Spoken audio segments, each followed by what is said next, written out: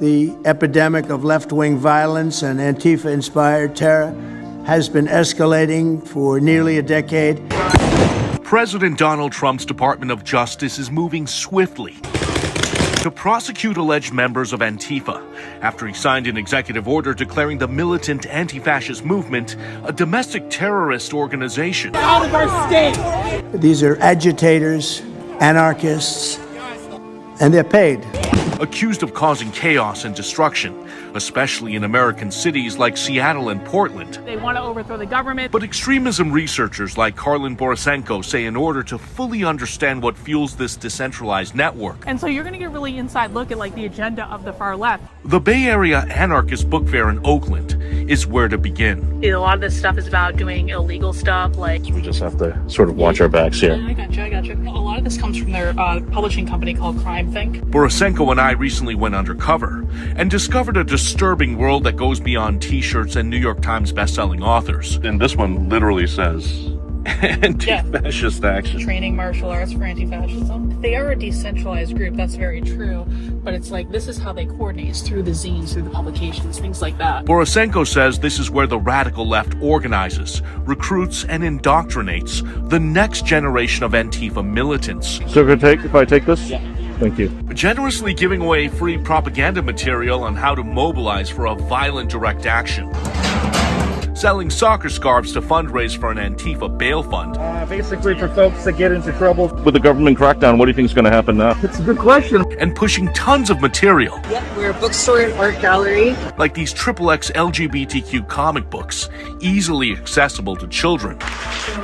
Then there are the workshops, including a DIY abortion session, where organizers claim women's reproductive rights are under attack in America. I know some of you have heard about our abortion cards. Teaching attendees how to make their own morning after pills through this video. Second stop so that you clear it, and that's all that it takes. That's easily accessible on YouTube. First dose left. Misoprostol is an incredibly safe drug. It's safer than Tylenol. Abortion is critical to far left strategies because they believe it liberates women from being a part of the gender binary.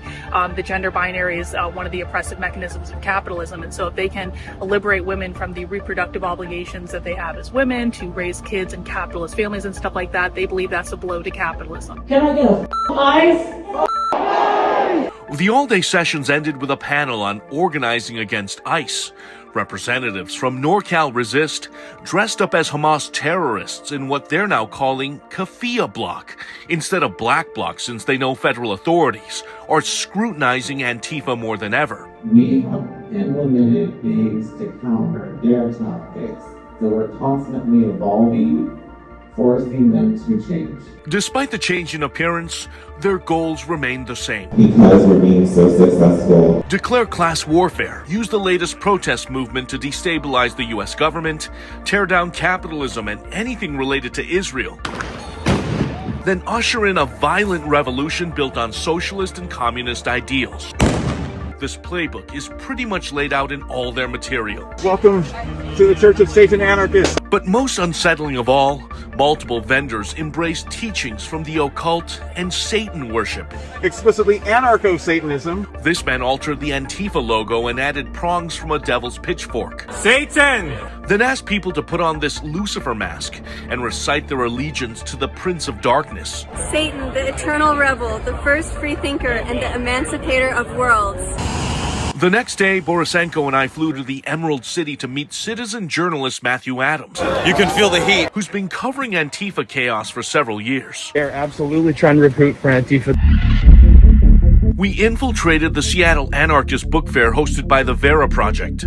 They want to put our picture up there for being a fascist. And were immediately greeted by a massive board featuring a so-called wall of fascists. That's us in the photos. Once we got in wearing disguises, the messaging and the vibe were pretty much the same as the Oakland Book Fair. More far-left propaganda, calls for anarchist violence against the ruling class, I hope to see all of you soon, 10 minutes. and hypersexualized content targeting minors. Borisenko even obtained a flyer for an Antifa direct action in a city park scheduled for Halloween Eve. Stop filming, please. Stop fucking filming. Red Pants, Jonathan Show. Adams and I were eventually outed and chased by a group of angry transgender activists. Even with this amazing t-shirt, they know us for these direct actions. We're going to Left Bank Books, which is a far-left revolutionary bookstore. Borisenko spent the remainder of her time plotting out the constellation of bookstores in Seattle that are keeping these ideas alive. You notice the direct action fascist, anti-fascist arrows? With more Americans now realizing the danger posed by Antifa and their followers, the rioters that were saying kill ICE agents. Federal authorities are also trying to disrupt the terror group's funding network. We are following the money. But like a hydra, And I won't give a fuck. cutting off one head will likely sprout several others. They are harming everyday citizens in every single one of our communities. Because Antifa is fueled by an allegiance to extremist ideology, not just a bank account. So if law enforcement isn't looking at the bookstores and the book fairs, then they're really missing an opportunity to figure out what these people are doing.